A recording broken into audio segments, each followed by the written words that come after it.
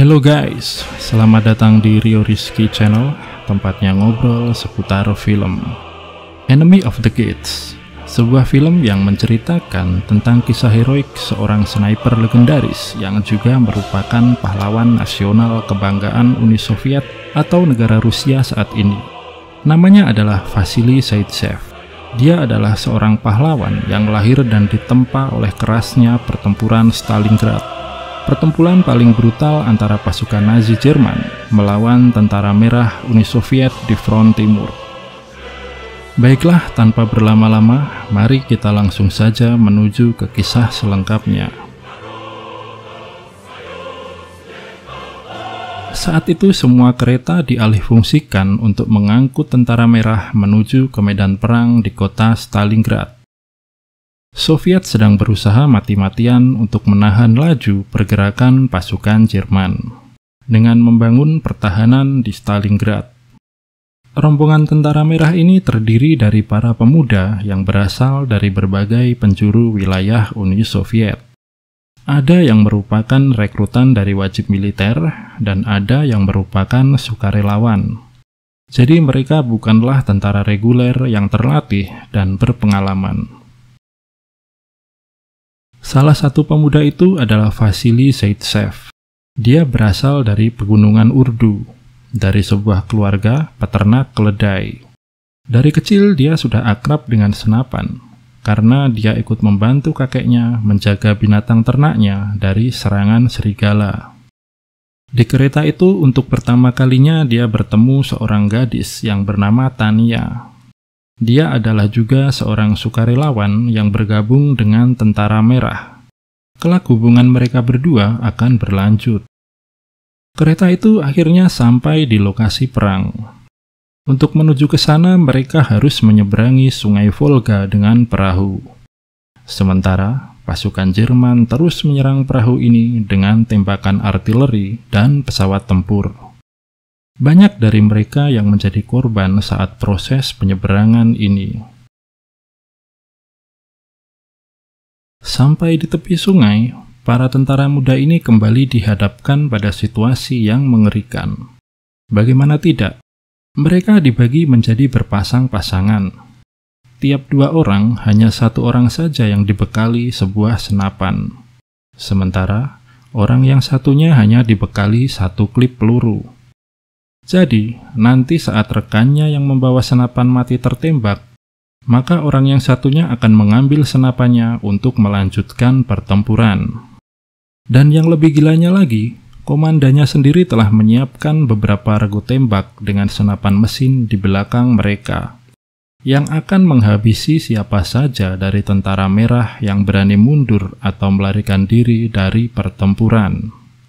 Sementara itu, di depan sana mereka akan menghadapi tentara Jerman yang merupakan tentara profesional, terlatih dengan baik, dibekali senjata lengkap, dan didukung dengan tank, panser, bahkan pesawat tempur. Dari sini saja kita bisa membayangkan bagaimana ngerinya perasaan para pemuda Soviet ini. Maju kena peluru Jerman, mundur kena peluru komandannya sendiri. Inilah yang dinamakan dengan maju kena, mundur kena.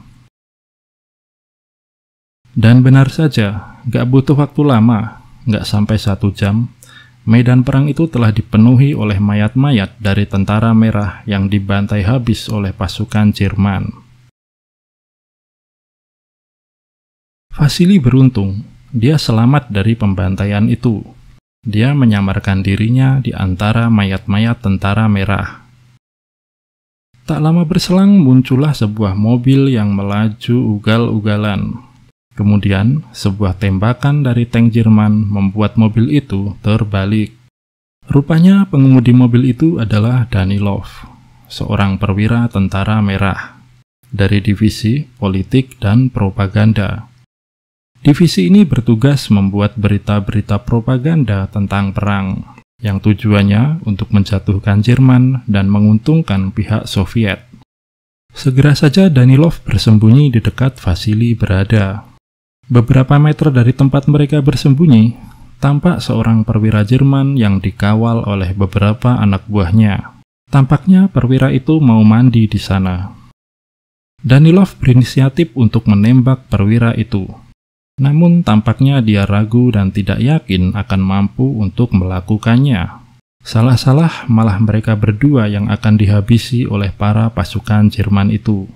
Maka dia pun menyerahkan senapan itu kepada Vasili, berharap pemuda ini mampu melakukannya.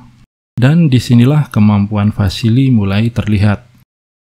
Dengan cerdas dia melakukan tembakan yang dibarengkan dengan suara ledakan artileri. Tujuannya adalah untuk menyamarkan suara tembakannya, menghindari kecurigaan para tentara Jerman yang berada di sana. Dia mulai menembak dari si perwira Jerman itu, kemudian berlanjut kepada anak buahnya, hingga habislah seluruh tentara Jerman yang ada di sana. Semuanya tewas dengan headshot, dan itu semua dilakukan dengan hanya bermodal senapan Mosin-Nagant tanpa skop. 1 peluru 1 nyawa. Gokil nggak tuh? Melihat hal itu, Danilov langsung terkesan dengan kemampuan yang dimiliki oleh Vasili. Dia memiliki sebuah ide untuk menggunakan Vasili sebagai konten propagandanya. Mengangkat nama Vasili sebagai simbol atau pahlawan dari pihak Uni Soviet. Ini akan mampu membangkitkan moral para pejuang tentara merah, menaikkan pamor Uni Soviet, dan membuat gentar pihak Jerman. Idenya ini disetujui oleh tangan kanan Stalin, seorang pejabat level tinggi yang bernama Khrushchev. Khrushchev sendiri sudah pusing 7 keliling dan hampir kehabisan cara untuk menghentikan invasi Jerman. Namun dengan ide dari Danilov ini, sepertinya akan memberikan mereka sebuah harapan baru. Hari demi hari pertempuran terus berlangsung dengan sengit. Pamor Vasili semakin meroket. Semakin tinggi rekornya dalam menghabisi para perwira Jerman di medan laga. Namanya semakin dieluk-elukan oleh berbagai kalangan, baik sesama tentara merah, para pejabat tinggi, maupun rakyat jelata. Dia menjadi idola, semacam selebriti perang. Surat kabar Soviet selalu memberitakan tentang kehebatan dirinya. Selain itu, semakin banyak pemuda yang tertarik bergabung dalam divisi sniper yang dimentori oleh Vasili. Mereka terinspirasi olehnya. Akibat kewalahan dengan taktik sniper tentara merah dan semakin banyaknya perwira Jerman yang tewas di medan perang akibat ulah para sniper ini, maka pihak Jerman kemudian mendatangkan seorang sniper yang berpengalaman dan bukan kaleng-kaleng. Dia adalah Mayor Erwin Konig. Kita panggil saja dia Mayor Konig. Seorang perwira level tinggi yang memiliki pengalaman panjang sebagai seorang sniper. Dan dia juga adalah seorang instruktur pendidikan para sniper di Jerman. Selain karena penugasan, sebenarnya faktor utama Mayor Konig datang ke Stalingrad adalah karena putranya, yang adalah seorang perwira tentara Jerman, telah terbunuh di Stalingrad pada hari pertama di awal invasi. Jadi ini bukan hanya sebatas tugas lagi, tapi lebih dari itu, ini adalah masalah pribadi. Misi utamanya di Stalingrad adalah untuk menghabisi sniper kebanggaan Soviet, yang namanya sedang naik daun, yaitu Vasili Zaitsev. Malam itu, Vasili dan Danilov sedang berada di sebuah rumah warga setempat. Di sana mereka dijamu untuk makan malam, dan mereka juga menggunakan tempat itu untuk mengerjakan pekerjaannya, membalas surat-surat dari para penggemar Vasili. Pemilik rumah itu adalah Nyonya Filipov. Putranya, yang adalah seorang penyemir sepatu, merupakan fans berat Vasili. Nama bocah itu adalah Sacha. Tak lama kemudian, Tania datang bertamu ke rumah itu. Rupanya, dia tinggal tidak jauh dari rumah itu. Disinilah pertemuan kedua kalinya antara Vasili dengan Tania. Mereka pun berkenalan, dan tampaknya mereka saling menyukai satu dengan yang lainnya. Danilov yang melihat kecantikan Tania, tampaknya juga terpesona dengannya, dan langsung jatuh hati. Nah, dari sinilah kisah cinta segitiga itu berawal, antara Vasili, Tania, dan Danilov. Tania bercerita bahwa asal mula dia bergabung dengan Tentara Merah adalah karena kedua orang tuanya telah dibunuh oleh pasukan Jerman. Dendam itulah yang kemudian membuatnya berada di garis depan untuk bertempur melawan pasukan Jerman.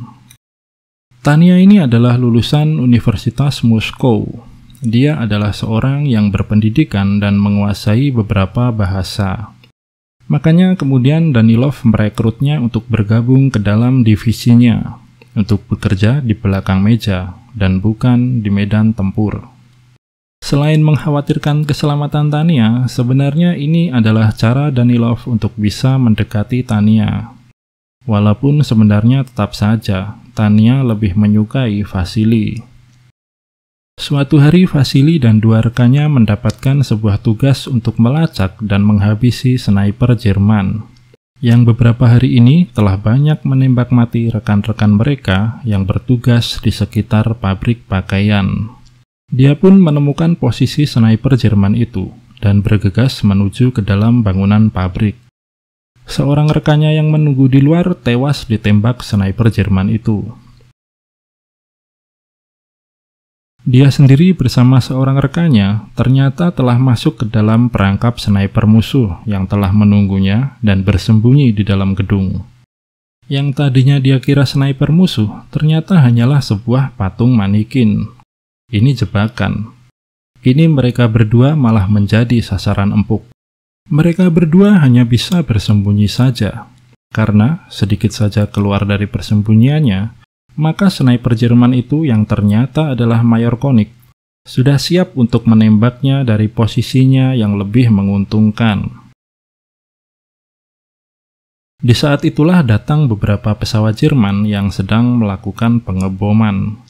Gedung tempat mereka berada saat ini adalah sasaran pengeboman selanjutnya. Melihat hal itu, rekan Vasily yang panik keluar dari persembunyiannya dengan maksud untuk keluar dari gedung itu untuk menyelamatkan diri dari pengeboman. Namun dengan cepat sebuah tembakan mengenai kepalanya dan dia pun tewas. Kemudian gedung itu pun ambruk terkena pengeboman. Vasily beruntung, dia selamat dari pengeboman itu. Namun demikian, kini dia jadi kepikiran tentang sang Mayor Konig. Sebagai sesama sniper, dia tahu bahwa sniper Jerman lawannya ini cukup hebat. Dia memiliki skill yang tinggi dan strategi yang cerdas. Tak lama kemudian Vasily mendapatkan rekan baru. Dia adalah Koulikov. Koulikov ini adalah mantan murid Mayor Konig saat dulu dirinya masih bersekolah sniper di Jerman. Diharapkan dengan adanya Koulikov ini yang dulu pernah mempelajari strategi Mayor Konig, maka mereka akan bisa mengalahkan sniper Jerman itu. Hari itu mereka memulai aksinya untuk mendapatkan sang mayor. Mereka menembaki pasukan Jerman yang sedang bertugas memasang kabel. Setelah beberapa korban berjatuhan, maka benar saja, Mayor Konig yang mendapatkan laporan tentang adanya aktivitas sniper Soviet di sana langsung menuju ke TKP. Rekan Vasily yang tertangkap kemudian dijadikan umpan oleh Mayor Konig. Tujuan umpan ini adalah untuk mengetahui di mana posisi Vasily berada. Jadi, jika Vasily menembak umpan ini, maka Mayor Konig akan bisa melihat dari mana arah tembakan itu berasal, dan bisa dipastikan disitulah targetnya berada. Dan benar saja, begitu posisi Vasily ketahuan, maka Mayor Konig tinggal menunggu momen yang tepat dan Koulikov pun terkena tembakan di kepalanya. Vasily cukup beruntung, karena bisa saja tadi dia yang terkena tembakan. Melihat rekannya yang tewas, dia pun langsung down. Bagaimana tidak? Mayor Konig dengan cerdasnya lagi-lagi mampu mengunggulinya dalam hal strategi. Selangkah di depannya. Dan yang paling membuat Vasily terbengong adalah tembakan headshotnya itu dilakukan saat targetnya sedang bergerak, melompat, melayang di udara. Ini gila sih. Sacha yang adalah seorang penyemir sepatu, tidak hanya bekerja untuk membersihkan sepatu tentara Soviet saja. Dia juga bekerja untuk membersihkan sepatu tentara Jerman, termasuk membersihkan sepatu Mayor Koenig. Mereka cukup akrab, bahkan biasanya Mayor Koenig memberikannya sebatang coklat, setelah Sacha memberikan informasi tentang Vasily. Sebenarnya Danilov adalah yang memberikan tugas kepada Sacha untuk mendekati Mayor Koenig, untuk memata-matainya dan mendapatkan informasi darinya. Tentu saja hal ini sangat ditentang oleh Vasily, karena ini akan sangat membahayakan keselamatan Sacha. Hari demi hari perseteruan antara Vasily dengan Mayor Koenig terus berlangsung. Sang mayor masih belum mampu mendapatkan Vasily. Pun demikian juga, Vasily belum bisa menghentikan Mayor Koenig. Kisah cinta segitiga antara Vasily, Tanya, dan Danilov akhirnya berujung kurang baik. Danilov yang mengetahui bahwa Vasily dan Tanya telah menjadi sepasang kekasih, dia pun menjadi baper. Dia menjadi benci kepada Vasily. Maka dia pun membuat berita yang isinya menjelek-jelekan Vasily untuk merusak reputasinya.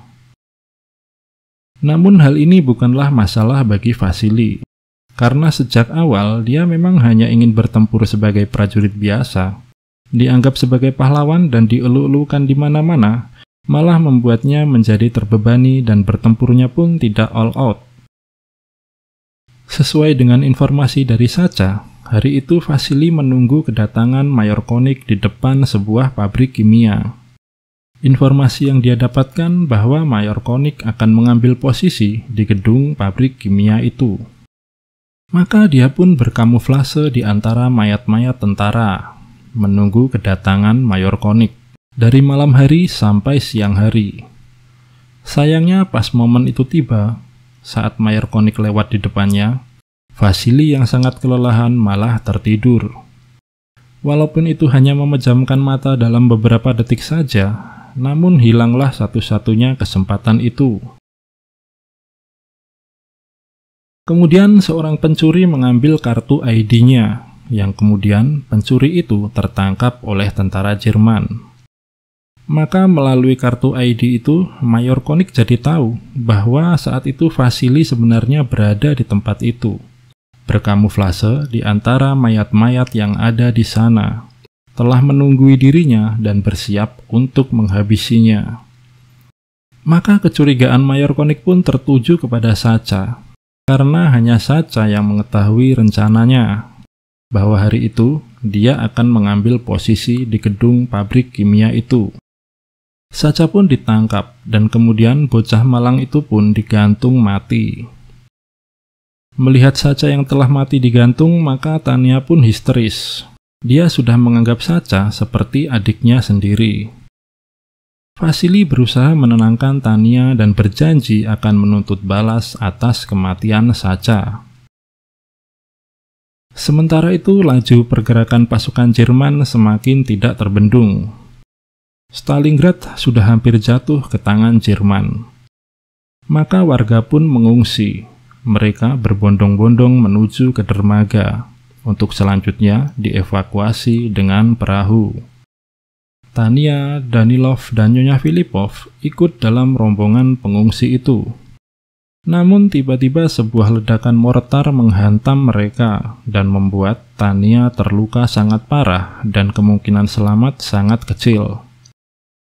Sesudah memastikan bahwa Tanya dan Nyonya Filipov telah berhasil naik perahu, maka Danilov bergegas menuju ke tempat Vasily berada. Saat itu Vasily sedang berhadapan 1 lawan 1 dengan musuh bebuyutannya, Mayor Koenig. Sniper Jerman itu berada di suatu tempat tersembunyi beberapa yard di depannya. Dia menunggu satu kesempatan terbaik untuk melepaskan sebuah tembakan mematikan. Di depan sahabatnya itu kemudian Danilov mengungkapkan segala penyesalannya dan permintaan maafnya tentang bagaimana kecemburuan telah merusak persahabatannya, tentang kesalahannya yang menyebabkan Sacha terbunuh, dan penyesalannya tentang Tanya yang dia kira gadis itu tidak akan selamat karena lukanya cukup parah. Untuk menebus kesalahannya itu, maka dia pun mengorbankan dirinya untuk Vasily. Dia akan menjadikan dirinya sebagai umpan untuk menunjukkan kepada Vasily di mana posisi Mayor Konik berada. Kemudian Danilov pun mengeluarkan kepalanya dan langsung saja sebuah peluru dari senapan Mayor Konik menembus kepalanya. Mayor Konik mengira bahwa orang yang baru saja dia tembak itu adalah Vasily. Maka dia pun keluar dari tempat persembunyiannya dan bermaksud untuk memastikannya. Namun baru beberapa langkah dia berjalan, tiba-tiba Vasily sudah berada hanya beberapa meter di sampingnya dengan posisi siap tembak.